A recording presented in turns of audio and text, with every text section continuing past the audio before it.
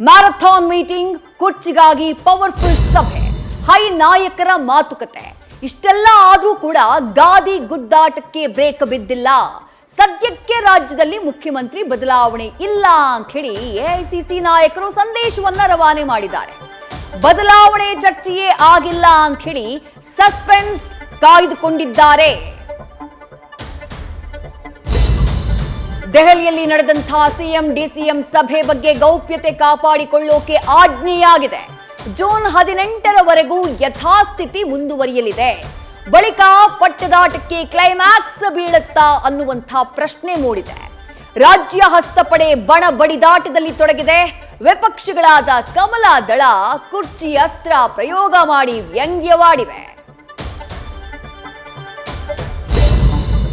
ತಮಿಳುನಾಡಿನಲ್ಲಿ ಯಾರೇ ಸಿಎಂ ಆಗಲಿ ಕಾವೇರಿ ಖ್ಯಾತಿ ತೆಗೆಯುವುದನ್ನ ಬಿಡಲ್ಲ.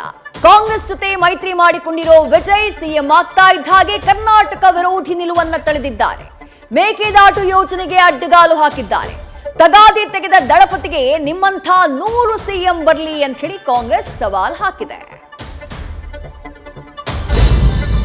ರಾಜ್ಯದ ವಿದ್ಯುತ್ ವಿತರಣಾ ವಲಯ ಖಾಸಗಿ ವಶವಾಗುತ್ತಾ ಅನ್ನುವಂಥ ಪ್ರಶ್ನೆ ಮೂಡಿದೆ.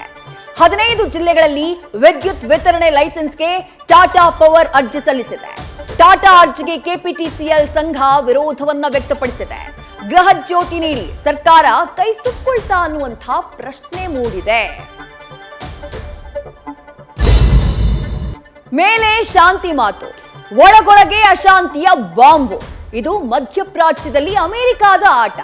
ಸಂಧಾನಕ್ಕೆ ಕರೆದ ಅಮೆರಿಕ ಇರಾನ್ ಮೇಲೆ ಮಿಸೈಲ್ ಸುಟ್ಟಿದೆ.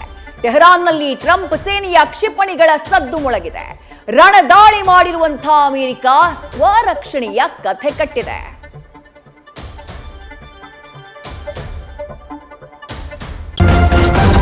ನ್ಯೂಸ್ ಫಸ್ಟ್, ನಿರ್ಭೀತಿಯಿಂದ ನಿಮ್ಮ ಪರವಾಗಿ.